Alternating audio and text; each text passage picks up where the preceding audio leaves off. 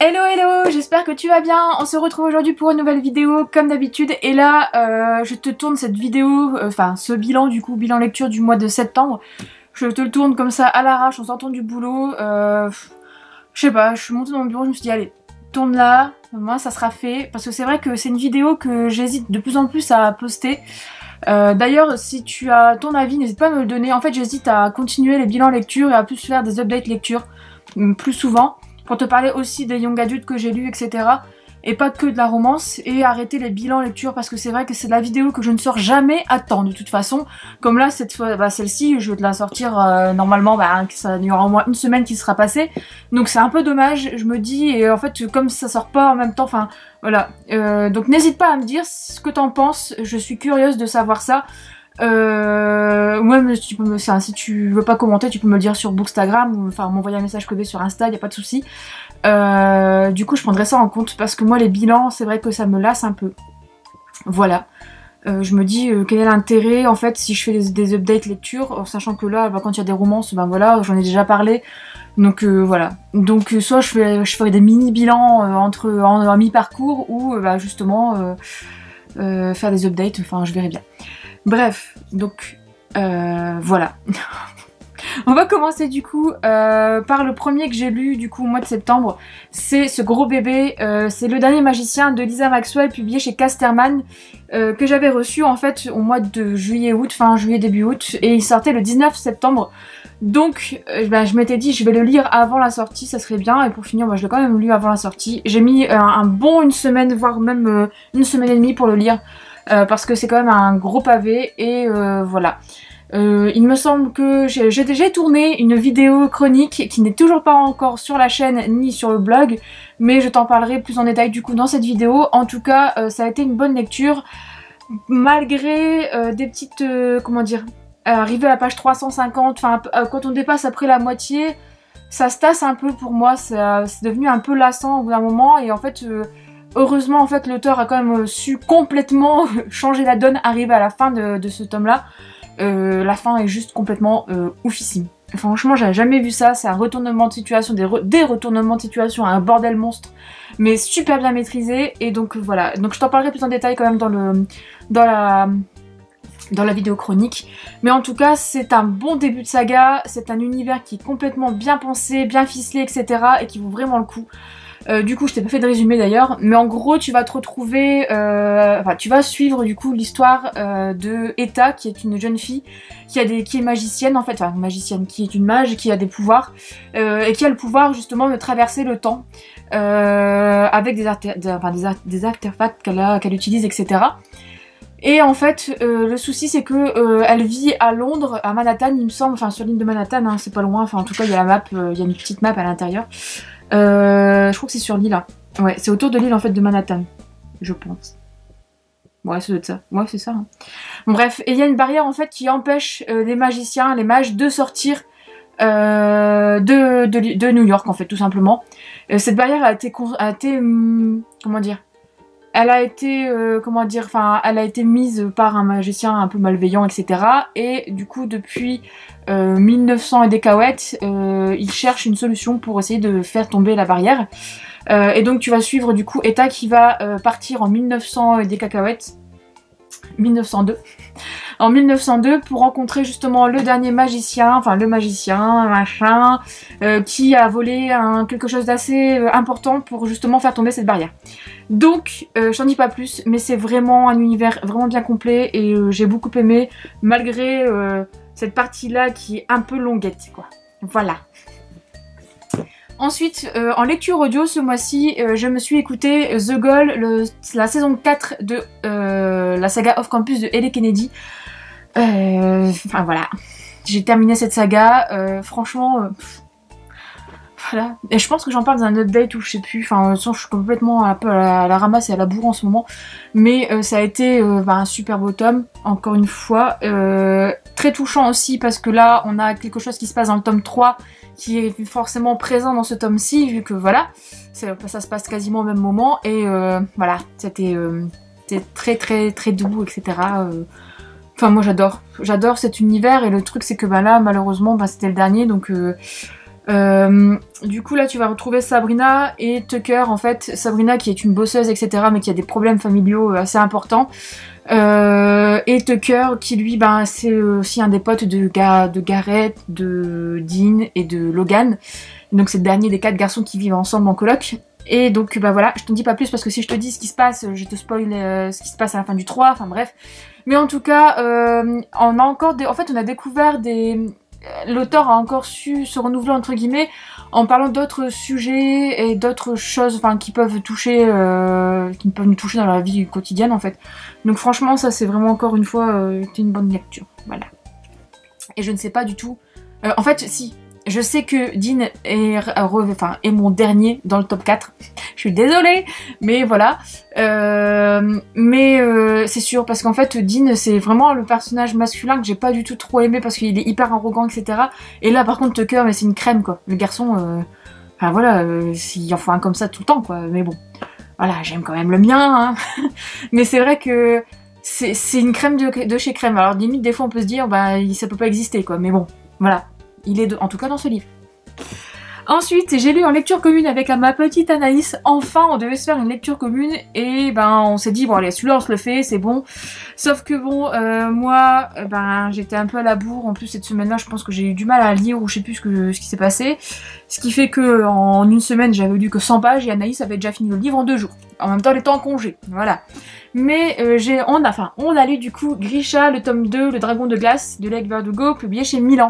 En fait, il fallait qu'on se le lise en fait avant la sortie du tome 3 qui sort du coup bah, ce mois-ci au mois d'octobre, fin octobre, et il était dans ma palle de toute façon et j'avais envie de sortir un livre de ma palle, de me faire du bien aussi, et pas voilà. Et donc bah, c'est tombé sur celui-ci, puis Anaïs devait le lire, etc. Donc voilà. Je te fais pas de résumé parce que sinon je te spoil forcément ce tome-là. Mais en gros, bah, tu es dans le monde de Ravka, qui en fait a un royaume entre guillemets avec un roi, etc. Une monarchie.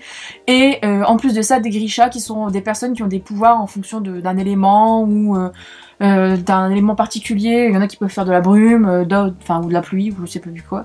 D'autres peuvent guérir, etc.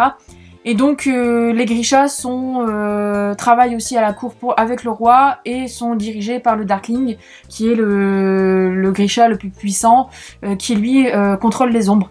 Et donc tu as Alina qui va découvrir qu'elle est en fait une porteuse de lumière qui elle peut en fait du coup contrôler la lumière. Et ça tombe bien parce que en fait Ravka est ravagée, est coupée en deux par la non-mer, qui est en fait une grande nappe de brume, enfin d'ombre, qui en fait, ils appellent ça le Shadowfold, qui en fait est regroupe, où vivent en fait des monstres dedans, etc. Et aucun humain peut la traverser, ni aucun Grisha. Et donc ça tombe bien parce que Cocotte, elle sait faire de la lumière avec ses mains, donc forcément ça va ouvrir le champ des possibles, etc. Sauf que blablabla. Je t'en dis pas plus, tu découvriras ça avec la lecture du tome 1, mais c'est juste un univers complètement dingue. Et ce tome 2, moi je l'ai trouvé aussi bon que le premier. Même si tout le monde en parlait, et c'est vrai que c'est véridique, hein, à la fin... vers la fin, tu as quand même une bonne centaine de pages où tu as une stratégie qui se met en place, etc. qui est un peu longuette. Tu es dans l'attente, donc tu as la pression qui monte, mais voilà, ça devient lassant. Mais moi, j'ai trouvé ça bien placé et normal, en fait, dans le cours de l'histoire. Donc du coup, j'ai pas été déçue par ça, et du coup, pour moi, ce tome-là est encore, voire même meilleur que le premier, parce que la fin, je m'attendais pas du tout à ça, tu t'attends à plein de choses à la fin. Tu te fais des suppositions, etc. Et encore une fois, bam, tu te prends un truc dans la tête, et tu te dis, ah ouais, ça va être quoi la suite? Vivement la suite. Et donc la suite, c'est le 24 octobre. Et vivement, parce que franchement... vu là ce qui se passe et tout, et j'ai trop envie de savoir la suite quoi. En plus là il y a un nouveau personnage qui apparaît, donc du coup moi j'avais eu un coup de cœur pour le personnage du Darkling dans le tome 1, et là dans le tome 2 mon petit cœur balance, mais il faut que je choisisse, hein, je le sais, mais à voir en fait, parce que vu que ce personnage là on le connaît pas dans le tome 1, il apparaît seulement que dans ce tome 2, peut-être que dans le tome 3 il va me décevoir, et puis voilà. Ça, en sachant plutôt que le personnage de Mal, clairement, celui-là, ça s'est confirmé, je ne peux pas. J'aime pas du tout ce personnage, je trouve qu'il est hyper cliché et hyper... En fait, c'est un personnage simple qui se retrouve beaucoup dans tous les young adultes. Donc du coup, ça me plaît pas. Voilà. Donc n'hésite pas à me dire si tu l'as lu, si tu l'as aimé aussi, si t'attends aussi avec impatience le tome 3, parce que je pense que beaucoup de personnes l'attendent. Ensuite, alors là je vais te parler des 3 d'un coup, parce que tant qu'à faire, c'était pas prévu, je me suis dit tiens je vais faire une petite pause romance. Et pour finir, je me suis tapé une, bah, pas une trilogie, mais une duologie et un petit bonus comme ça à la chaîne. J'ai lu du coup le tome 1, 2 et 2 et demi de Malcolm de Cathy Evans, publié chez Hugo Roman. En fait, j'avais celui-ci, j'avais acheté d'occasion sur Price Minister une fois. D'ailleurs, j'avais pété un steak sur Booksta parce que je me souviens encore de ma stories où j'ai ouvert un des livres que j'avais reçu. Et le livre, c'était carrément, la couverture s'était désolidarisée du dos et tout. Enfin, c'était un bordel. Bref, et celui-ci faisait partie de cette commande. D'ailleurs, il est pas nickel. Mais bref. Et donc, du coup, je me suis dit tiens je vais me faire une romance et je vais le sortir de ma palle parce qu'il me faisait super envie en fait depuis que je l'avais acheté. J'avais vu des super bons avis, notamment celui de Charlène de les lectures sucrées qui m'en avait super bien parlé et tout. Donc du coup je me suis dit allez une petite pause, je vais me faire celui-là. Et Cathy Evans en fait le souci c'est que j'ai détesté, voilà, c'est pas du tout la romance de l'année pour moi, les Fight for Love, je suis désolée, mais j'ai lu le tome 1, 2, 3. Bref, on a mon point de vue, voilà, récurrent. Et donc du coup, je me suis dit, bon, voilà. Mais le truc c'est que j'ai quand même tenté. Du coup, c'est pour ça que j'avais acheté ce tome 1 là en occasion, pardon. Et ben, j'ai beaucoup aimé. En fait, même si c'est quelque chose de classique, hein, là tu as juste une jeune femme qui est journaliste et qui doit faire un article de presse sur le millionnaire de la ville de Chicago. Voilà, et c'est tout. Et après je te dis pas parce que la suite, parce que voilà, une romance, voilà, on la devine. Mais c'est simplement ça, et c'est quelque chose, c'est un schéma qu'on voit beaucoup et qu'on voit souvent, etc. Hein, je suis d'accord complètement. Et sauf qu'en fait, j'ai beaucoup aimé parce que je trouvais que les sentiments justement de comment elle s'appelle, Rachel, étaient super bien décrits en fait. Enfin, en tout cas, ce qui a été traduit. Pour une fois que chez Hugo Roman, la traduction ça va. Enfin, après j'ai pas fait la comparaison avec la version VO, mais pour une fois qu'on n'a pas des fautes d'orthographe ou des fautes des phrases bizarres, etc. Enfin, en tout cas, je les ai pas captées en lisant parce que ça c'était tellement vite cette connerie que voilà. Mais en tout cas. J'ai vraiment été happée en fait par ses sentiments, par son ressenti, etc. Parce que tu es de son point de vue. Donc du coup voilà. Bon c'est vrai que des fois les répétitions c'était un peu relou quand même. Il y en avait beaucoup. Hein. Malcolm il est quand il rentre dans une pièce, tout l'oxygène s'aspire. Malcolm il s'impose. Malcolm il est aussi grand machin. Enfin en gros Malcolm tu le vois tu défailles quoi. Mais bon. Voilà, moi perso c'est pas mon trip mais du coup, ça, c'était des répétitions que tu as forcément dans les 3 livres. Donc c'est vrai que, arrive à la fin, tu souffles, tu dis ah, c'est bien, il n'y en a plus, c'est fini. Mais tu as envie de savoir ce qui va se passer dans leur histoire, dans leur couple, etc. Donc forcément, après j'ai craqué pour la suite que j'ai acheté sur Amazon. En fait, j'ai pas tenu, j'ai pas voulu attendre la sortie poche en fait, parce que le tome, celui-ci sort en poche, enfin le tome 2 sort en poche, je pense en mois de novembre aussi, octobre pardon. Donc du coup, j'ai pas attendu, je me suis dit allez, on va les acheter. De toute façon, ça me plaît beaucoup, donc voilà. Donc malgré ces petits défauts, ben, c'est une petite romance qui se lit hyper vite. Un tome se lit en 2 jours, même pas. Enfin moi en tout cas, à mon rythme de lecture, quand j'ai le temps, etc. Je l'ai lu en 2 jours et encore. Donc ça se dévore, ça se bouffe, et puis c'est hyper addictif. Donc si t'as envie de se faire une pause romance, ben tu peux lire ça. Même si ça casse pas 3 pattes à un canard au niveau du thème et du sujet, il n'y a pas de souci. Ensuite, j'ai lu une dernière réception de la collection R, enfin une dernière sortie justement, du coup il est sorti le 23 août celui-ci. Ouais. C'est La tête sous l'eau d'Olivia Adam. Alors, j'ai vu beaucoup de personnes qui ont eu un coup de cœur. Moi, ça n'a pas été du tout le cas, parce que, je sais pas, j'ai pas été si touchée que ça. Je suis en train de... En fait, je me recule de plus en plus, donc du coup, je me remets dans l'axe. En fait, j'ai pas été si touchée que ça, en fait, concrètement. Là en fait tu vas suivre du coup le personnage d'Antoine qui est un jeune garçon, enfin tu découvres en fait que sa famille est partie en éclats au bout de quelques pages, tout simplement parce que ben, sa sœur a disparu. J'en dis pas plus. Et donc tu vas suivre son quotidien et enfin un jour elle va être retrouvée par la police, etc. Donc tu suis en fait le point de vue d'Antoine et puis voilà. En fait c'est court, ça se lit vite, ça se lit tout seul et Je pense que c'est plus un témoignage de ce que peut vivre une famille en fait quand elle vit ce type de drame. Mais enfin, personnellement, moi j'ai pas ressenti le coup de cœur, bien que l'écriture d'Olivia Adam, ben voilà, c'est quelque chose, franchement c'est quelque chose. Moi j'ai trouvé ça très joli.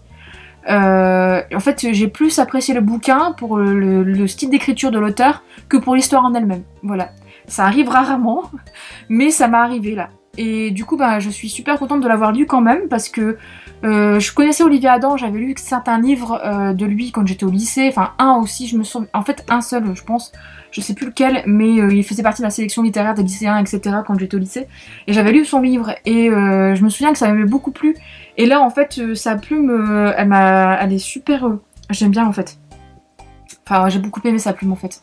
J'ai plus aimé sa plume que l'histoire en elle-même, et c'est vrai que s'il y a d'autres livres de cet auteur qui peuvent me tenter, bah, je pense que je me laisserai tenter parce que j'ai bien aimé comment il écrit, comment il décrit les choses, et le côté très troublant de vérité en fait. Voilà. Enfin, troublant de vérité, ça veut rien dire, mais très cash d'un côté, mais très bien dit, très bien amené. Par exemple, le personnage d'Antoine, enfin, le prénom d'Antoine, tu le sais pas. C'est Antoine, j'espère que je me gourre pas. On entend, enfin, le personnage principal qui est de son point de vue, en plus c'est un point de vue interne, il n'est pas présent en fait, enfin, il y a personne qui l'appelle par son prénom, ou deux personnes qui justement disent Antoine. Il me semble que c'est Antoine, j'espère que je dis pas de conneries. Et donc du coup, ça arrive que très tardivement, ça arrive à la page 80 ou 100 même. Donc du coup déjà, je sais pas si c'est un choix de l'auteur ou si c'est fait exprès ou quoi, mais c'est quelque chose qui m'a marqué en fait. En tout cas quand je l'ai lu. Donc voilà, n'hésite pas à me donner ton point de vue, ce que t'en as pensé, et si tu as des autres livres d'Olivier Adam à me conseiller, parce que à voir si j'aimerais ou pas. Voilà. Et le petit dernier, c'est un de mes derniers coups de cœur justement en bitlit. J'avais envie de mettre un peu de la bitlit dans ma vie.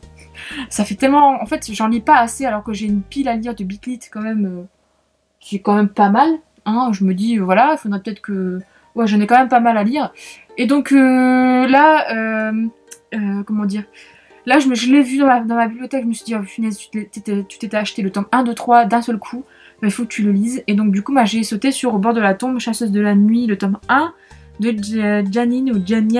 Jinian Frost, publié chez Milady. Et coup de cœur.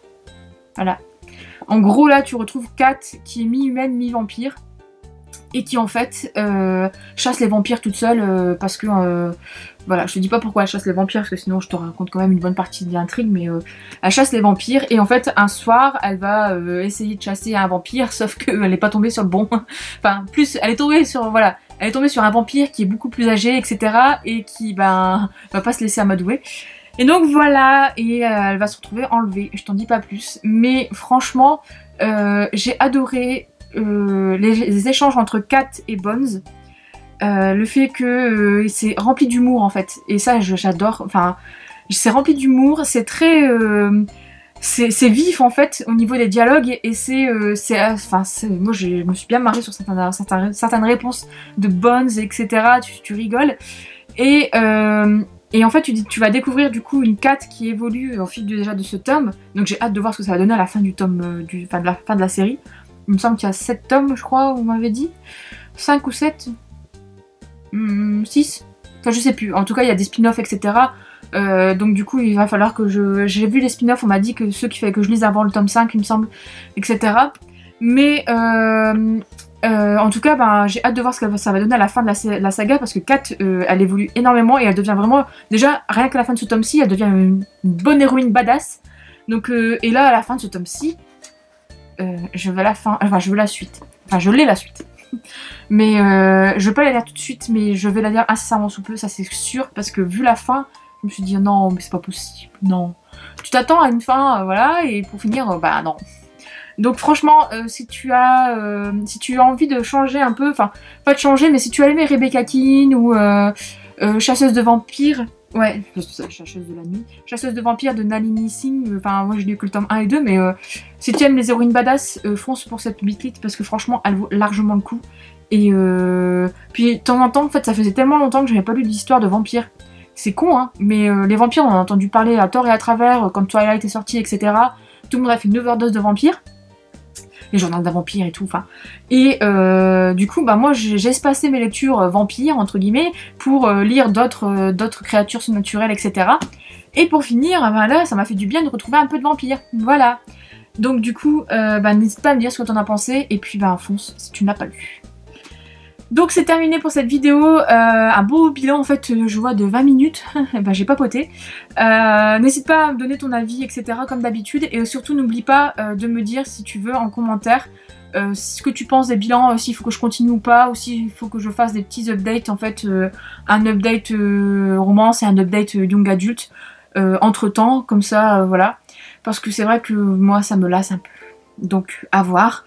J'attends du coup ton commentaire en dessous. Et puis je te dis à bientôt pour une prochaine vidéo. Si tu as aimé, tu mets un petit pouce bleu comme d'habitude, si ça te plaît, hein. Et si tu n'as pas aimé, tu mets un pouce rouge, tu me dis pourquoi en commentaire aussi, ça sera super bien, comme ça je sais pourquoi tu n'as pas aimé, et comme ça je peux m'améliorer, voilà. Donc je te dis à bientôt pour une prochaine vidéo.